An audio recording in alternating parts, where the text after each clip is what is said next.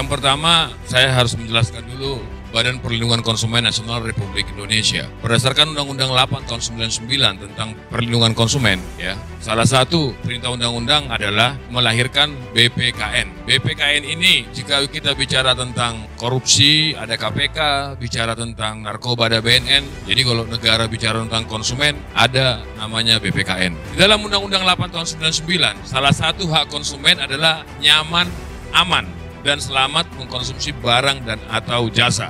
Itu di pasal 4 Undang-Undang 8 tahun 99. Jadi semua warga negara yang ada di Republik ini dalam hal mengkonsumsi barang maupun jasa harus aman, harus nyaman, ya. Ada kata-kata aman, itu perintah undang-undang. Minggu lalu BPKN dipanggil oleh Komisi 6, dengar pendapat dengan Komisi 6 minggu lalu mengenai kasus obat ini, mengenai kasus gagal ginjal ini. Nah, dari lahirnya hearing dengan Komisi 6, akhirnya kita bentuk tim pencari fakta.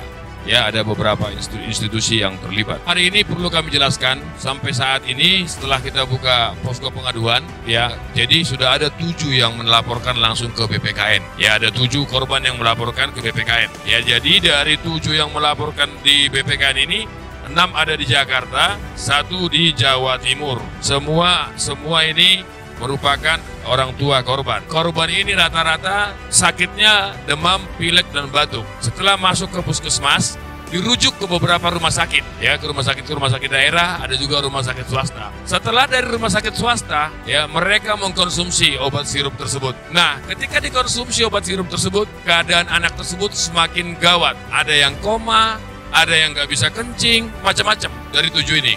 Akhirnya semua merujuk ke RSCM. Kenapa ke RSCM?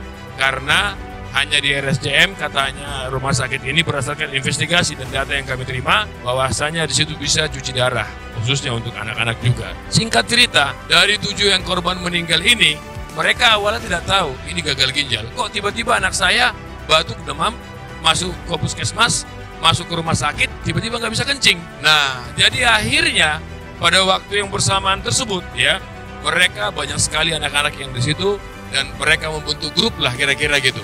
Nah, setelah itu belakangan baru ketahuan itu kena gagal ginjal. Yang lebih ironisnya lagi adalah ketika kami datang ke rumah-rumah mereka, ya, ketika kami datang BPKN langsung turun. Kita turun ke rumahnya mereka. Rumahnya mereka baru didatangi oleh 2 instansi. Satu puskesmas, yang kedua dari pihak kepolisian. Semua hanya mencari data dan informasi dan lain-lain. Itu kira-kira yang terjadi. Nah, setelah itu dibentuklah tim pencari fakta. Ketika dibentuk tim pencari fakta, kita mulai bekerja. Dan untuk pemberitahuan juga kepada Bapak dan Ibu yang mendengarkan di TV ini, pasal 34 huruf F menyatakan bahwa Badan Perlindungan Konsumen menerima pengaduan. Ribuan tiap tahun kami terima pengaduan. Ya, kebetulan kami sebagai ketua langsung untuk menangani pengaduan tersebut. Khusus yang masalah 7 yang meninggal ini, kami datang ke rumahnya, kami wawancara, kami survei, semuanya kami datang. Dan semuanya menyatakan menuntut keadilan. Pertanyaan orang-orang tua ini menyatakan cuma satu, siapa yang bertanggung jawab dalam kejadian ini?